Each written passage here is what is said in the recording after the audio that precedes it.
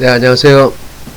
자, 오늘 수업은 저번 시간에 이어서 우리 텍스트로는 54페이지 연기의 첫걸음은 긴장 극복에 관한 텍스트에 대한 거고, 우리 수업 노트에는 10월 23일분부터 이라고 표시해 놓은 거기서부터 쭉 오늘 수업 10월 31분까지 쭉 연결해서 가도록 하겠습니다.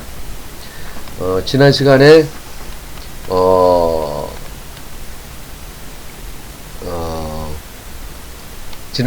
지난 시간까지 그 카메라를 대하는 태도, 그 다음에 촬영장에서의 어떤 여러가지 그 다음에 했고, 오늘부터는 연기 준비에 있어서 구체적인 그 연습 내용들을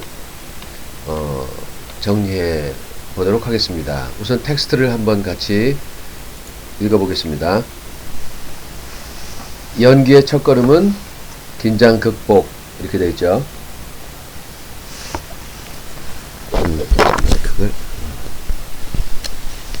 자, 테스트.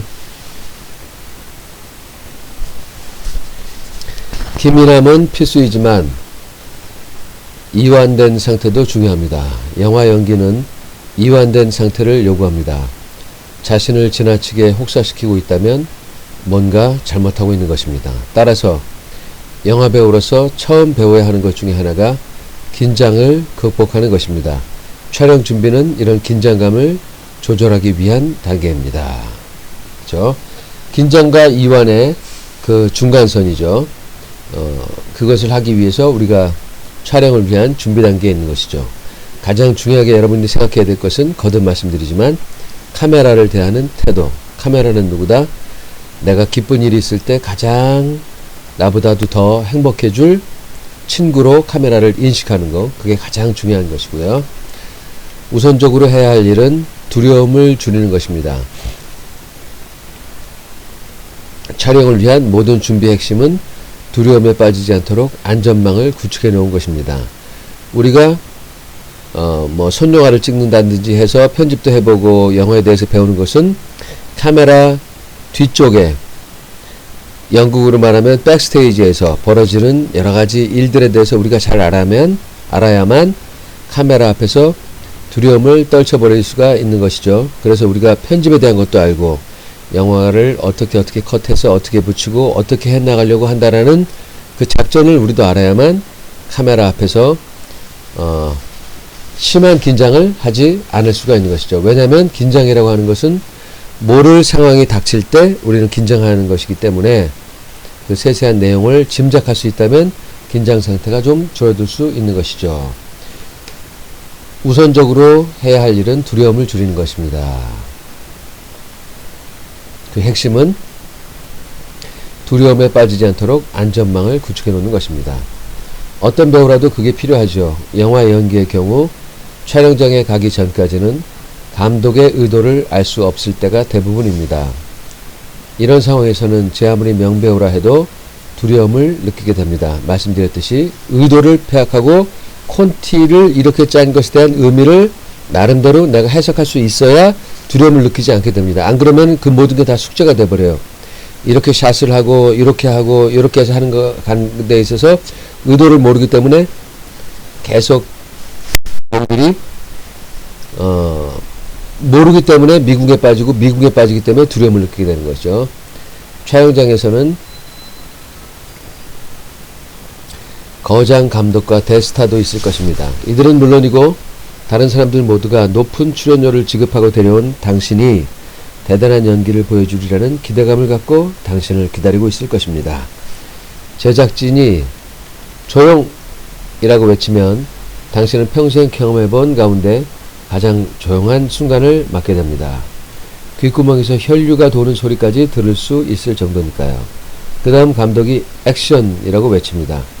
경험해보지 못한 사람이라면 순간적으로 온 신경이 자동으로 경직되어 버릴 것입니다.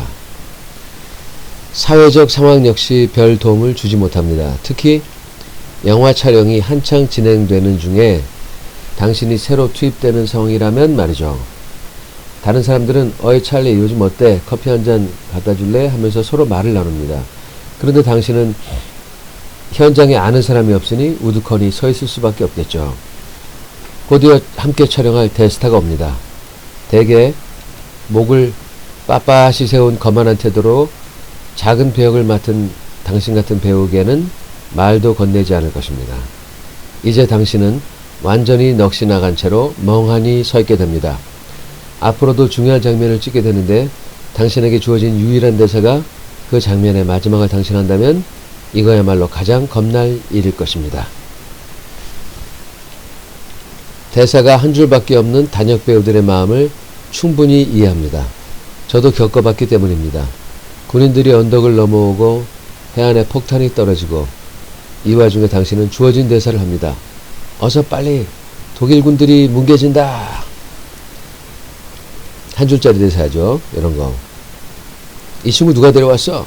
캐스팅 감독이 허겁지겁 달려와서 하는 말이죠. 무슨 일인데요? 이 친구 고작 한 줄짜리 대사도 제대로 못하잖아. 당신은 못난 자신을 책망하며 그 자리에 꼼짝 못하고 있습니다. 군인 엑스트라들이 모두 다시 언덕 위로 올라가라고 해. 폭파장치를 도로 설치하려면 2시간은 걸릴 텐데. 자, 이렇게 해서 더 당황하게 되는 거죠. 제 촬영 시에도 대스타께서는 긴 대사를 완벽하게 구사하셨는데 당신은 또 이렇게 말하고 맙니다. 어서 빨리 독일군들이 뭉개진다. 이게 잘못 발음하는 거죠. 그러면 당신은 도리 없이 애걸복걸하게 됩니다. 죄송한데요. 후시 녹음으로 수정하면 안 될까요? 그래도 괜찮지 않을까요? 그러나 감독은 단호하게 말합니다. 절대 안 돼. 죄다 다시 찍어.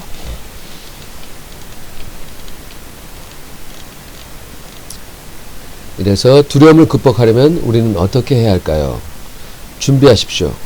무엇보다 철저한 대비만이 행여나 당신을 사로잡아 일을 망치게 만들 수 있는 불안의 에너지를 해소시켜 줄 것입니다. 그 에너지를 당신이 통제할 수 있는 영역으로 집중시켜 활용하십시오. 준비의 첫 단계는 대사가 자동 반사적으로 튀어나올 때까지 암기하는 것입니다. 그렇다고 입속으로만 대사를 외우지 마십시오. 온전히 자기 것이 될 때까지 큰 소리로 말해야 합니다. 그 소리에 귀 기울이십시오. 자신의 궁극적인 목표는 자기 목소리에 깜짝 놀라거나 스스로 완벽한 확신이 들 정도가 되는 것입니다.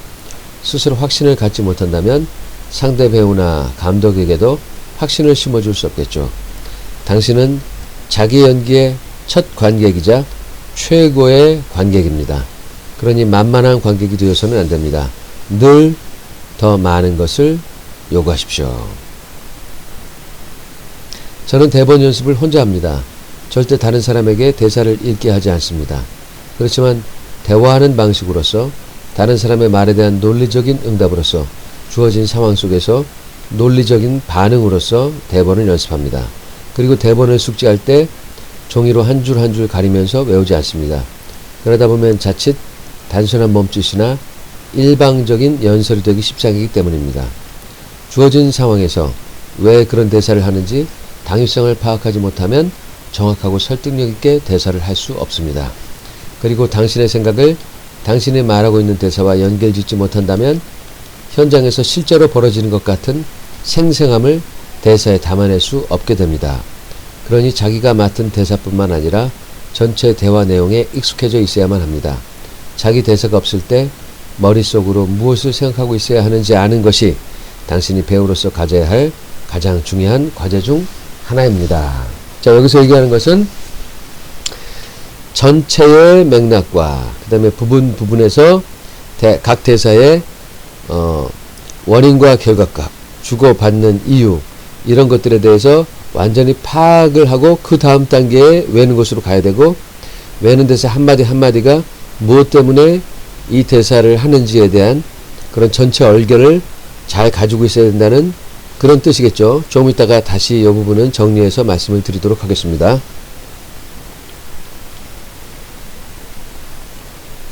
대사를 암기할 때는 주어진 대사의 의미를 가장 잘 표현하고 있다는 믿음이 생기는 순간까지 큰 소리로 연습하십시오.